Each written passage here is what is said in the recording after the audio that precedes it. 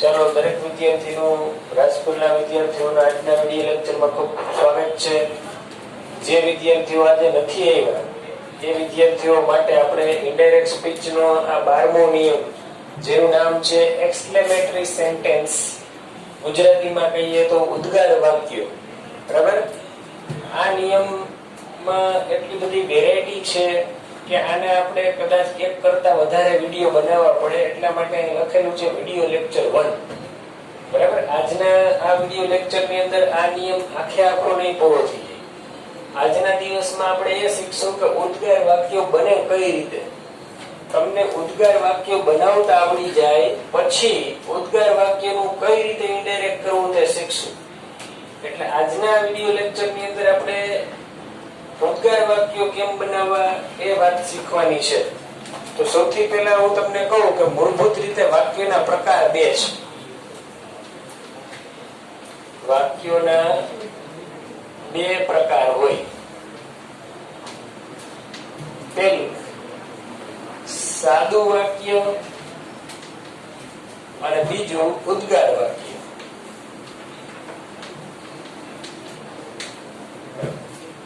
તો આજે આપણે સાદા વાક્યને કઈ રીતે ઉદ્ગાર વાક્યમાં ફેરવવું અને ઉદ્ગાર વાક્યને કઈ રીતે સાદા વાક્યમાં ફેરવવું આ વસ્તુ આપણે શીખશું. જો તમને સાદા વાક્યને ઉદ્ગારમાં ફેરવવાનું અને ઉદ્ગાર વાક્યને સાદા વાક્યમાં ફેરવવાનું બરાબર આવડી જશે તો જ આ નિયમમાં ઇનડાયરેક્ટ સ્પીચ આવડશે. બરાબર? તો એકદમ ધ્યાન આપવાનું છે દરેક વિદ્યાર્થીઓએ કે કઈ રીતે સાદા વાક્યને ઉદ્ગાર વાક્યમાં કન્વર્ટ કરવાનું હોય છે. ચાલો શીખવામાં ધ્યાન. એક્ઝામ્પલ થી હું તમને સમજાવું છું. ધારો કે આ રીતે લખેલું હોય, Ram is a very clever boy. આ એક સાદું વાક્ય છે, સમજાવવા માટે છે. સાદું વાક્ય. બરાબર? આ વાક્યને આપણે ઉદ્ગાર બનાવવું છે. હવે આની અંદર આર્ટિકલ આપેલું છે, આ જગ્યાએ આર્ટિકલ છે એટલે ઉદ્ગાર વાક્ય તમારે વોટથી બનાવવાનું. આ રીતે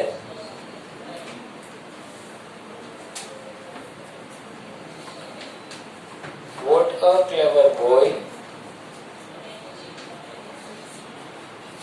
Ram is. તો તમે જોઈ શકો છો અહીંયા વોટ નો મતલબ શું એવો નથી સમજવાનો, ખાલી લખવાનો છે ઉદ્ગાર બનાવવા માટે. અને આર્ટિકલ છે એટલે વોટ થી ઉદ્ગાર બનાવે છે. જો આ જગ્યાએ આર્ટિકલ ન હોય તો આપણે હાઉ થી ઉદ્ગાર વાક્ય બનાવવું પડે. HOW how. હમણાં એનું પણ આપણે એક્ઝામ્પલ જોશું. અત્યારે અહીં ધ્યાન, વોટ થી ઉદ્ગાર વાક્ય બનાવીએ છીએ એટલે વોટ પહેલા આવે, પછી આર્ટિકલ આવે, પછી વિશેષણ આવે. આ જે વિશેષણ છે એડજેક્ટિવ છે એને અહીંયા લઈ લીધું. પછી આ નામ કહેવાય, બોય લખેલું છે. ત્યારબાદ કર્તા ક્રિયાપદ બિલકુલ વાક્યની છેડે આવી જાય છે. બરાબર? તો Ram is a very clever boy એ સાદું વાક્ય છે અને એનું આપણે ઉદ્ગાર વાક્ય બનાવીએ તો શું થાય છે? What a clever boy Ram is. તો આ રીતે ઉદ્ગાર વાક્ય આપણે વોટ થી બનાવ્યું. તે ઉપરાંત તમે જોઈ શકો છો કે વેરી શબ્દ સાદા વાક્યની અંદર છે પણ ઉદ્ગાર વાક્યની અંદર ક્યાંય વેરી શબ્દ લખેલો નથી. તો બરાબર યાદ રાખજો વિદ્યાર્થીઓ, ખાસ નોંધ તરીકે લખી લેજો કે સાદા વાક્યમાંથી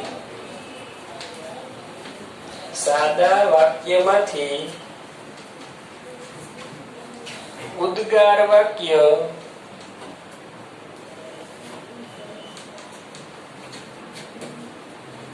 બનાવતી વખતે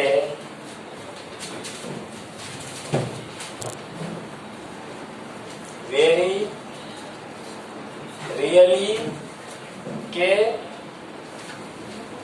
ઇન્ડીડ જેવા શબ્દો દૂર કરવા.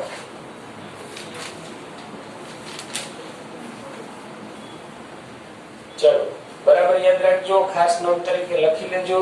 સાદા વાક્યમાંથી ઉદ્ગાર વાક્ય બનાવવું હોય ત્યારે વેરી, રિયલી કે ઇન્ડીડ જેવા શબ્દો દૂર કરો.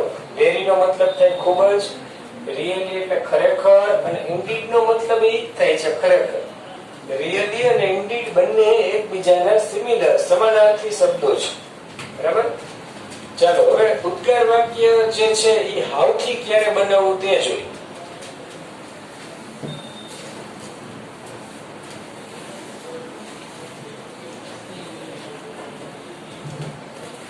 હવે આ ઉપરનું જ વાક્ય ફરીથી લખું છું હું, સાદું વાક્ય.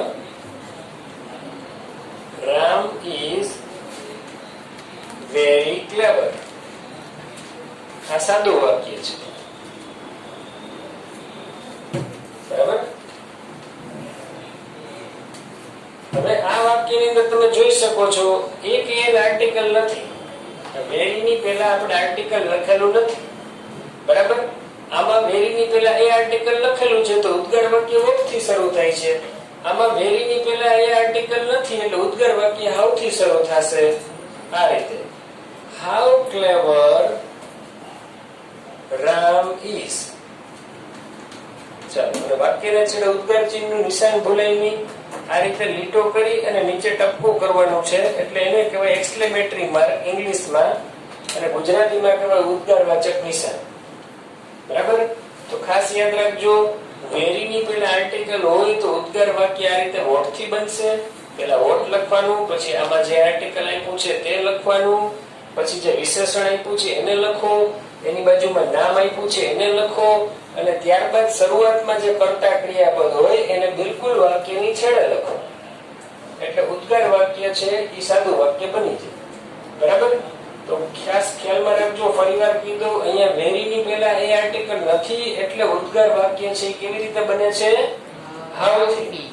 બરાબર. પછી લખવાનું છે વિશેષણ, અને પછી આ જે કર્તા ક્રિયાપદ છે એ બિલકુલ વાક્યની છેડે વયા જાય છે. ચાલો, તો આ મને આશા છે કે તમે આ વિડિયો લેક્ચરના માધ્યમથી સારી રીતે શીખી લીધું હશે કે કઈ રીતે ઉદ્ગાર વાક્યને સાદું બનાવવાનું છે.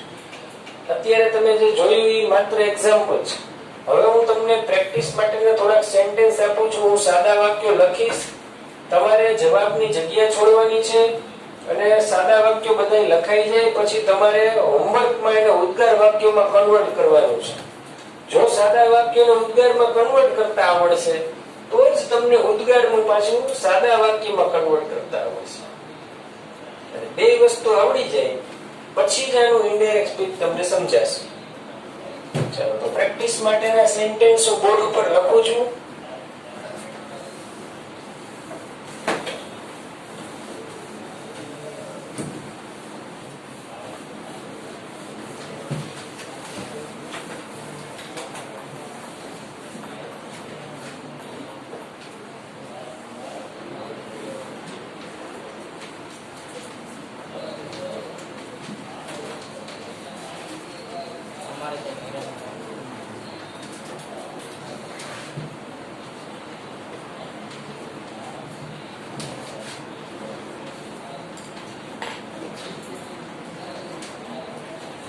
સૂચના લખી લેજો દરેક વિદ્યાર્થી.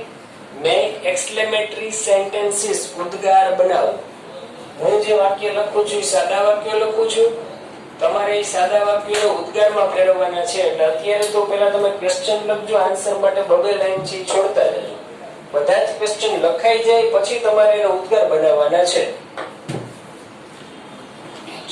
પહેલું sentence.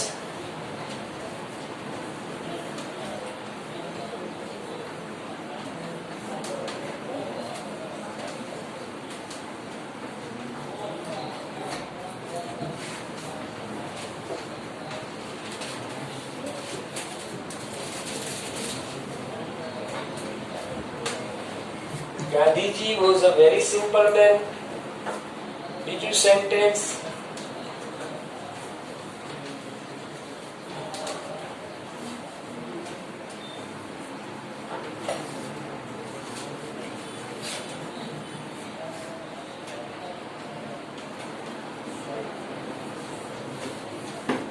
Karina is dancing very gracefully.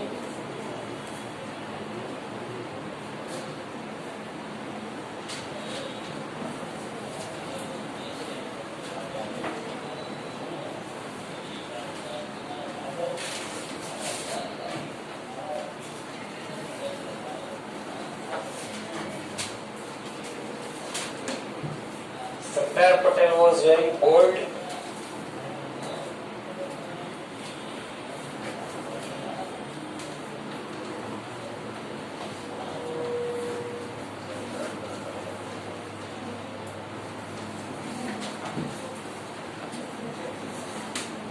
This is a very precious ring.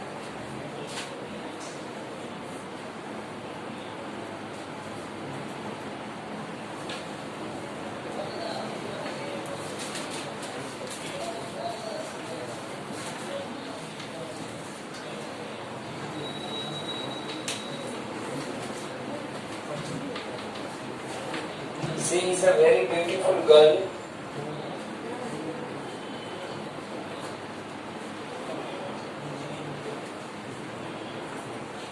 That child is very innocent.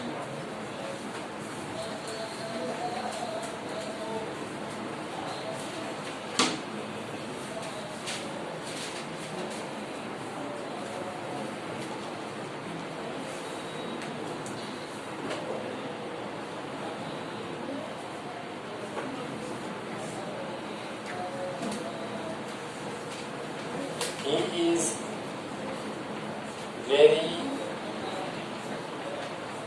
horrible. He is very horrible.